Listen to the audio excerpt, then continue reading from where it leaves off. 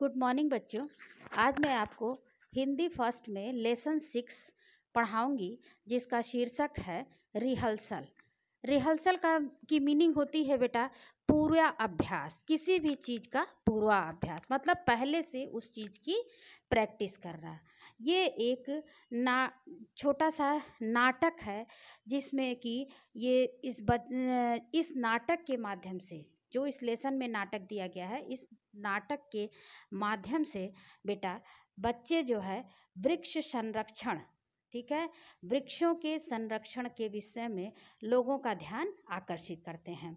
वृक्ष जो कि जिनमें की जीवन है, इस तथ्य को साबित किया प्रसिद्ध भारतीय वैज्ञानिक जगदीश चंद्र बसु ने। उन्होंने ये सिद्ध किया कि पौधों में भी जीवन होता है।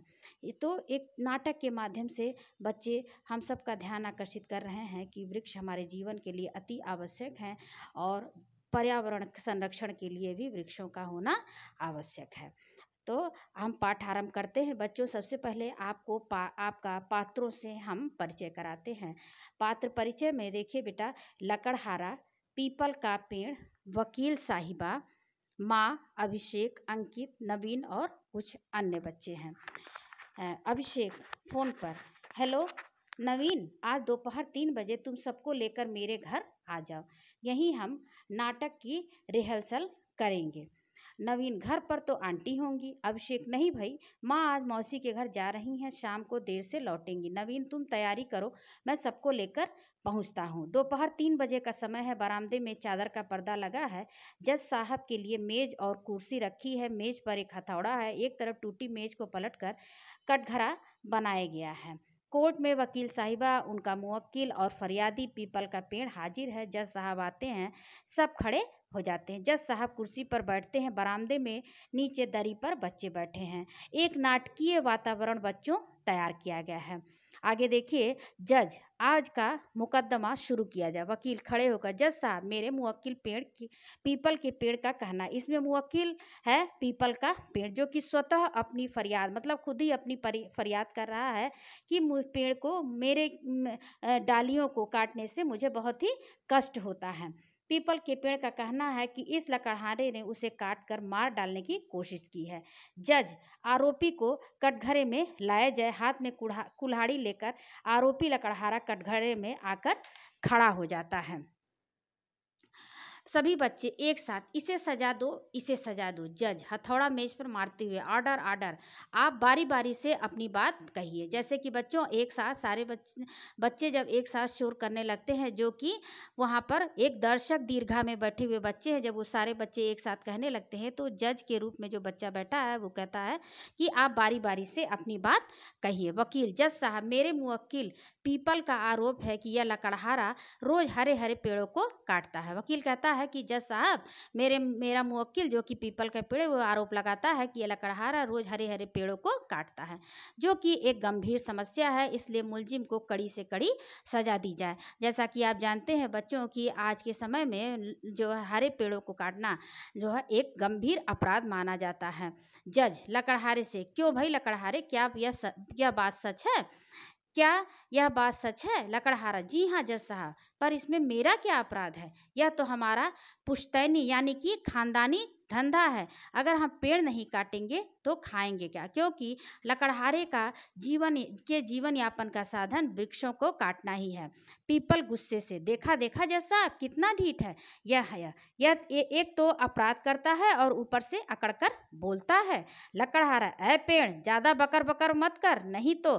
कुल्हाड़ी दिखाता है, पेड़ वकील के पीछे छिप जाता है। और बकर बकर का मतलब है बेटा बहुत ज़्यादा बोलो नहीं, बकरी की तरह, जैसे बकरी बार बार अपना मुंह चलाती रहती है, वैसे ही जो है लकड़हारा पीपल से कहता है कि ज़्यादा बोलो नहीं, नहीं तो उसे धमकी देता है कुल्हाड़ी दिखाते हुए कि मैं यही तुम्हारे पेड़ों को अभी, तुम्हारे डालियों को अभी काट दूंगा। वकील, देखिए जज साहब, जब यह व्यक्ति आपके सामने इतनी दुष्टता दिखा रहा है तो पीछे कितने बेरहमी से पेड़ों को काटता होगा। जज, ऑर्डर ऑर्डर, लकड़हारी यह अदालत है, तुम्हें अदालत की मर्यादा का ध्यान रखना चाहिए, नहीं तो तुम्हें सजा दी जा सकती है। वकील,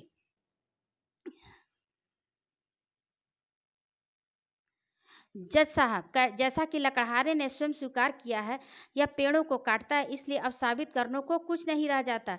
इसे कड़ी से कड़ी सजा दी जाए। लकड़हारा, इसमें अपराध कैसा जज साहब? पेड़ तो होते ही काटे जाने के लिए हैं। वकील, किसने कह दिया? पेड़ों में भी जान होती, वे भी सुख दुख का अनुभव करते हैं, वे भी।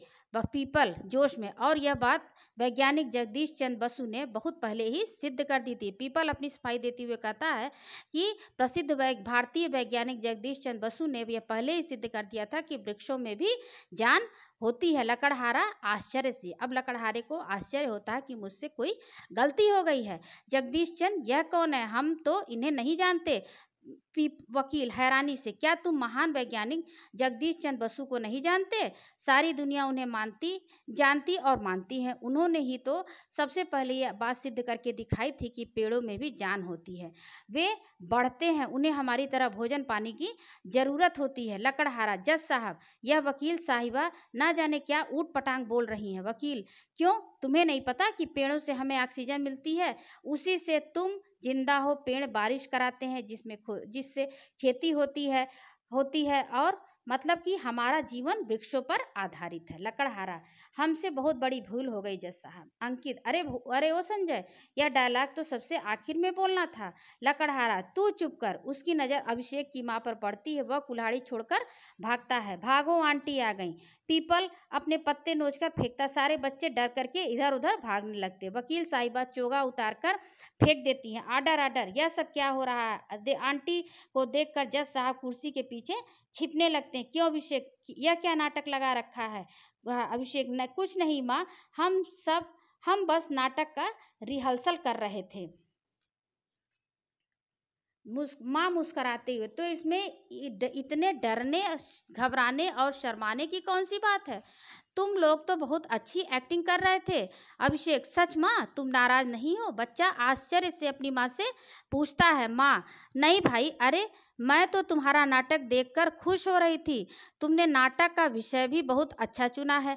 हमें अपने पर्यावरण को सुरक्षित रखने के लिए पेड़ों की अंधाधुंध कटाई को रोकने की सख्त जरूरत है। अभिषेक, माँ, हम यह नाटक स्कूल में खेलने वाले हैं। सब बच्चे बाहर आ जाते हैं। माँ, बहुत बढ़िया, तुम लोग अपनी रिहर्सल जारी रखो, मैं तुम्हारे खाने के लिए कुछ लाती हूँ। सभी बच्चे खुशी से उछलते हुए हिप हिप हुर्रे, और पाठ समाप्त हो जाता है। बच्चों, मैं कुछ मुख्य बिंदुओं पर आपका ध्यान आकर्षित करना चाहती हूँ कि बिना बुद्धिमत्ता के ये न्याय का असंभव होता है।